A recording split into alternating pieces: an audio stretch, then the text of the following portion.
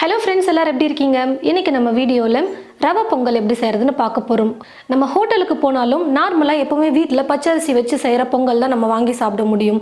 ஆனால் வீட்டில் கொஞ்சம் வித்தியாசமாக ஒரே மாதிரி பொங்கல் செய்யாமல் இந்த மாதிரி ரவையை யூஸ் பண்ணி பொங்கல் செஞ்சு பாருங்கள். அட்டகாசமாக இருக்கும். எல்லாரும் ரொம்ப லைக் பண்ணி சாப்பிடுவாங்க. அந்த வகையில் இந்த பொங்கல் இருக்க போது வாங்க ரவா பொங்கல் எப்படி செய்கிறதுன்னு பார்க்கலாம். பாசிப்பருப்பு வந்து பார்த்தீங்கன்னா நான் அரை கப் அளவுக்கு எடுத்திருக்கேன். நான் எடுத்துருக்கிற கப்போட சைஸ் வந்து பார்த்தீங்கன்னா 250 மில்லி கப் தான். உங்களுடைய வீட்டில் எவ்வளோ பேர் இருக்காங்களோ அதுக்கேற்றது போல் நீங்கள் ரவையும் பருப்பையும் அளந்து எடுத்துக்கோங்க. இப்போது அரை கப் அளவுக்கு பாசிப்பருப்பை ஒரு பாத்திரத்தில் சேர்த்துட்டு தண்ணி ஊற்றி நல்லா அலசி எடுத்துக்கிறேன்.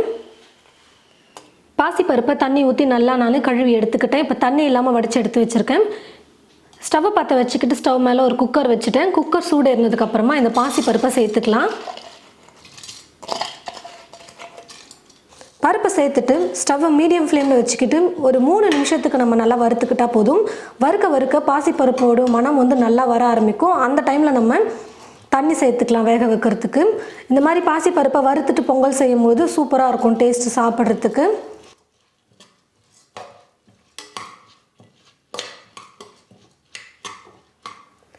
பாருங்கள் ஃப்ரெண்ட்ஸ், பாசிப்பருப்பு நல்லா வறுப்பட்டு வந்துடுச்சு. வறுக்க பாசிப்பருப்பு நல்லா மணமாக வர ஆரம்பிச்சிருச்சு. இந்த சமயத்தில் நம்ம தண்ணி சேர்த்துக்கலாம். அரை கப் பாசிப்பருப்புக்கு நான் 2 கப் அளவுக்கு தண்ணி சேர்த்துக்கிறேன்.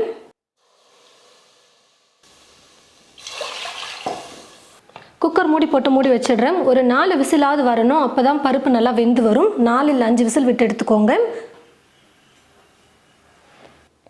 பாருங்கள் ஃப்ரெண்ட்ஸ், பாசிப்பருப்பு நல்லா வெந்து வந்துருச்சு. நல்லா இந்த மாதிரி குழஞ்சி வர அளவுக்கு நீங்கள் பாசிப்பருப்பை வேக வச்சு எடுத்துக்கணும். பாருங்கள், சும்மா ஸ்பூனை வச்சு மசிச்சாலே நல்லா குழஞ்சி வருது பாருங்கள். இதுதான் சரியான பதம். இப்போ இந்த குக்கர் அப்படியே எடுத்து வச்சுட்டு இப்போ ஸ்டவ்வை பற்ற வச்சுக்கிட்டு ஸ்டவ் மேலே கடாய் வச்சுக்கிறேன். கடாய் நல்லா சூடு இருந்ததுக்கப்புறமா எண்ணெய் கொஞ்சமாக சேர்த்துக்கிறேன். பொங்கல் அப்படின்னு சொன்னாலே நெய் இருந்தால் தான் டேஸ்ட் சூப்பராக இருக்கும். அதனால் கூடவே 2 ஸ்பூன் அளவுக்கு நெய்யும் சேர்த்துக்கிறேன். எண்ணெய் நெய் 2 ஓரளவுக்கு காஞ்சதுக்கப்புறமா 1 ஸ்பூன் அளவுக்கு சீரகம் சேர்த்துக்கிறேன். கூடவே 1.5 ஸ்பூன் அளவுக்கு மிளகு சேர்த்துக்கிறேன். சீரகம் மிளகோட ஃப்ளேவர் நிறையா இருந்ததுன்னா பொங்கல் டேஸ்ட் அவ்வளோ சூப்பராக இருக்கும். ஒரு சிலர் அது பிடிக்காதுன்னு சொல்லிட்டு கம்மியாக சேர்ப்பாங்க. அப்போ டேஸ்ட்டே நல்லா இருக்காது. வெறும் சாதத்தை வடித்து சாப்பிட்ற மாதிரி இருக்கும் பொங்கல் பார்த்தீங்கன்னா. இப்போ இது கூட 2ஆக கட் பண்ணி வச்சுருக்கேன் முந்திரியை கொஞ்சம் சேர்த்துக்கிறேன். ஒரு சின்ன துண்டு இஞ்சி எடுத்து நல்லா பொடியாக கட் பண்ணி வச்சுருக்கேன், அதையும் சேர்த்துக்கிறேன். பெருங்காயத்தூள் 1 சிட்டிகை அளவுக்கு சேர்த்துக்கிறேன். முந்திரி பொன்னிறமாக வர வரைக்கும் நம்ம வறுத்துக்கலாம். தீயை குறைச்சி வச்சுட்டு எல்லாத்தையும் சேர்த்துக்கோங்க. எண்ணெய் ஓரளவுக்கு காஞ்சதுக்கப்புறமா மிளகு சீரகம் சேர்த்துக்கோங்க.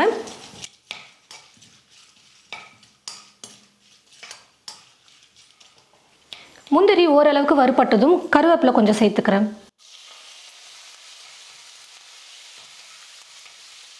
இப்போ ஸ்டவ்வை குறைச்சி வச்சுக்கலாம். மீடியம் ஃப்ளேம் அப்படின்னா லோ ஃப்ளேமில் வச்சுட்டே குக் பண்ணிக்கலாம். 1 கப் அளவுக்கு ரவை எடுத்து வச்சுருக்கேன். நம்ம உப்புமாலாம் செய்வோம் பார்த்தீங்களா, அந்த ரவை தான், ரொம்ப நைஸாக இருக்குமே அந்த ரவை தான் இது. 1 கப் ரவை இது கூட சேர்த்துக்கிறேன். ரவையை சேர்த்துட்டு நல்லா நம்ம வறுக்கணும்.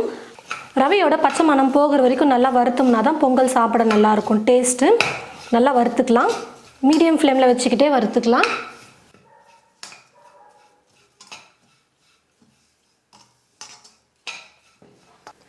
ரவை பார்த்தீங்கன்னா ஸ்டவ்வை குறைச்சி வச்சுக்கிட்டே ஒரு 3லேருந்து 4 நிமிஷத்துக்கு நல்லா நான் வறுத்துக்கிட்டேன். ரவையை எந்த அளவுக்கு நல்லா வறுக்கிறோமோ அந்த அளவுக்கு ரவையோட பச்சை மணம் போகும். இப்போ இது கூட வேக வச்சு நான் எடுத்து வச்சுருக்கிற இந்த பாசிப்பருப்பை சேர்த்துடுறேன். இப்போ எல்லாத்தையும் சேர்த்து நல்லா கலந்து கொடுத்துக்கலாம்.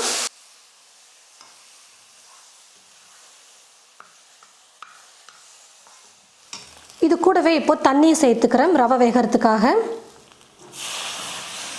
2 கப் அளவுக்கு தண்ணி சேர்த்துக்கிறேன். பாசிப்பருப்பு பார்த்தீங்கன்னா ரொம்ப கெட்டியாக இல்லை, நான் வேக வச்சு எடுத்தது கொஞ்சம் இலக்கமாக இருந்தது. அதனால் தண்ணி 2 கப் அளவுக்கு இப்போ சேர்த்துக்கிறேன் ரவை வேகிறதுக்கு. எல்லாத்தையும் சேர்த்து நல்லா கலந்து கொடுத்துக்கணும்.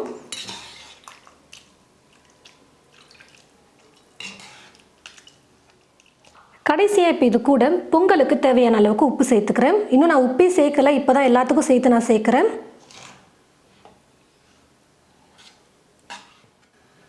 தண்ணியை சேர்த்துட்டு நல்லா கலந்து கொடுங்க.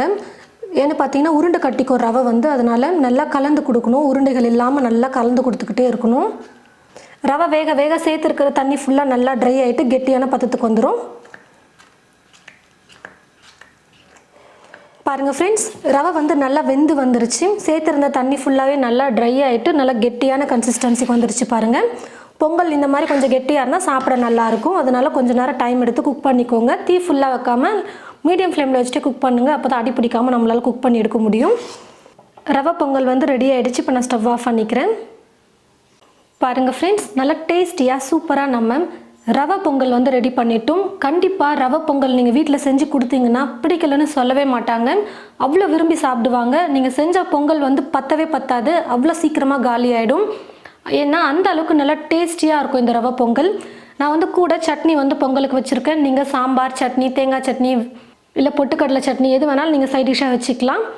இப்போ நம்ம எந்த அளவு கொண்டு எல்லா பொருளையும் சேர்த்துமோ அதே அளவுகளை கொண்டு நீங்கள் செஞ்சு பாருங்கள். கண்டிப்பாக பர்ஃபெக்டாக சூப்பராக வரும் ரவை பொங்கல். நம்ம ஹோட்டலுக்கு கூட போனோம்னா நம்ம நார்மல் பொங்கல் தான் சாப்பிடுவோம். ஆனால் வீட்டில் இந்த மாதிரி ட்ரை பண்ணும்போது தான் வித்தியாசமாக நம்ம ட்ரை பண்ண முடியும். வீட்டில் இருக்கிறவங்களுக்கும் ரொம்ப பிடிக்கக்கூடிய வகையில் அப்பப்போ டிஃப்ரெண்ட்டாக செஞ்சு கொடுத்தோம்னா ரொம்பவே விரும்பி சாப்பிடுவாங்க. கண்டிப்பாக உங்களுடைய வீட்டில் பிரேக்ஃபாஸ்ட்டுக்கு இந்த மாதிரி ரவை பொங்கல் நீங்கள் நாளைக்கே செஞ்சு பாருங்கள். செஞ்சு பார்த்துட்டு எப்படி இருக்குன்னு மறக்காமல் கமெண்ட் பாக்ஸில் வந்து கமெண்ட் பண்ணுங்கள். இந்த வீடியோவை மற்றவங்களுக்கும் ஷேர் பண்ணுங்கள். இது போல் நிறைய ரெசிபீஸ் பார்க்க என் சமையல் என் சுவை சேனலை மறக்காமல் சப்ஸ்கிரைப் பண்ணிக்கோங்க. தேங்க்யூ.